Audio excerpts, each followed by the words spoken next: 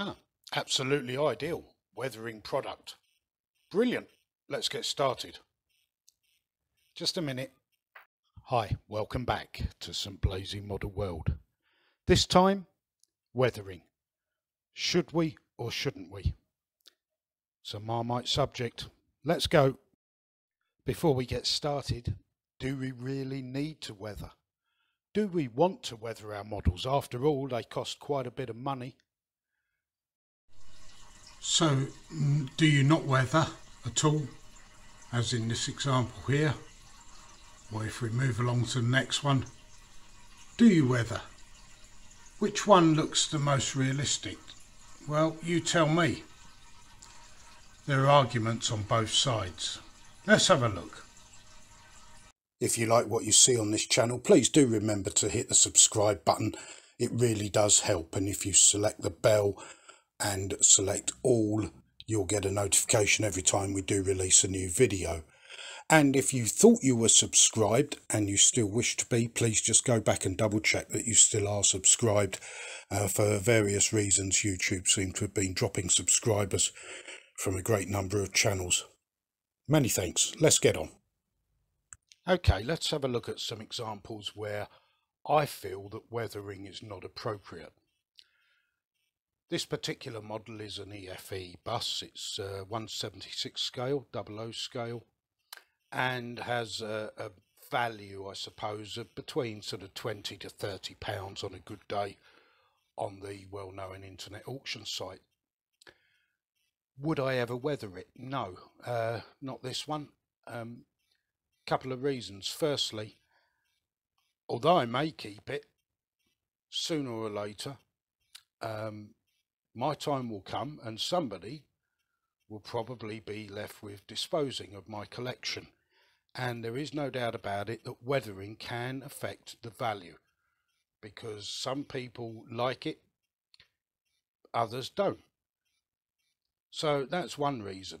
If you want to preserve the standard and set sort of retail values of your collection of models, whatever they may be, don't weather. But it isn't really just a matter of pure value.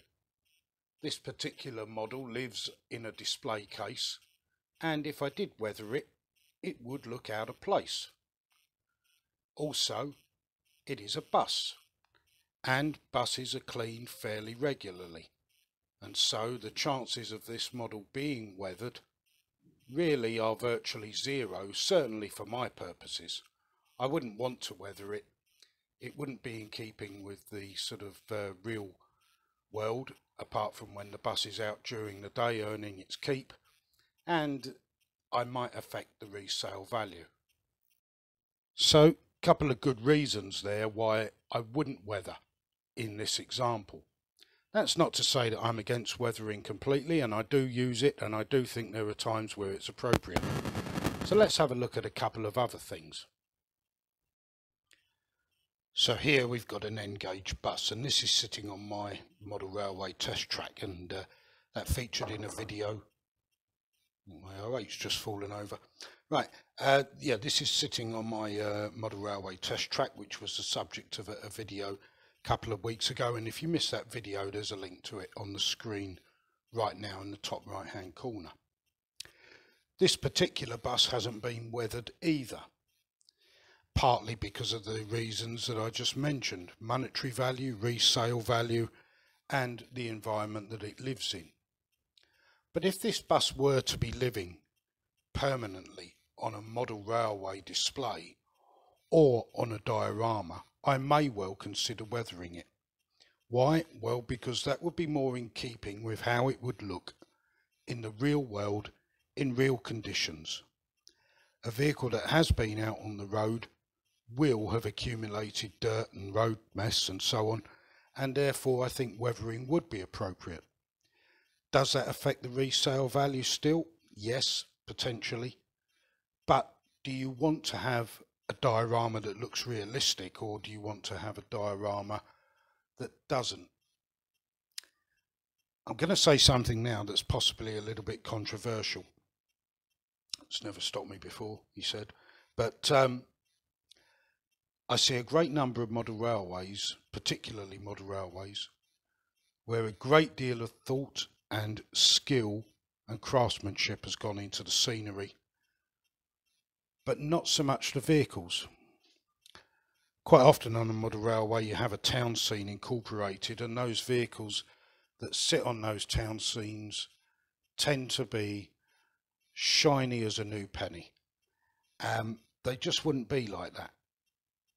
And I get the reasons why you wouldn't want to do it, and perhaps the town scene in your model railway is not the most important feature. After all, it's your train set, you do what you want with it, and we do the bits we like, and we don't worry so much about the things that don't interest us quite so much, and that's fair enough. But I do think it's a shame that when you've invested so much time, effort, money and skill into a diorama, that you let it fall down just for the simple considerations, shall we say, about whether or not your vehicles that are on those dioramas ought to reflect the conditions that they're effectively working in on that particular diorama. We've got some dirty wagons here. Oh, a nice clean one there in the middle. Look, that makes a good focal point. Back to some dirty ones, and we've got an 08 shunter, which has got a little bit of wear and tear on it. And in the background, that bright green bus is shining out like mad. And I kind of hope that that illustrates my point.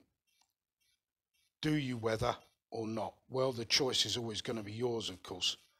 But there are times where I do think weathering's appropriate, and times where it's not so appropriate.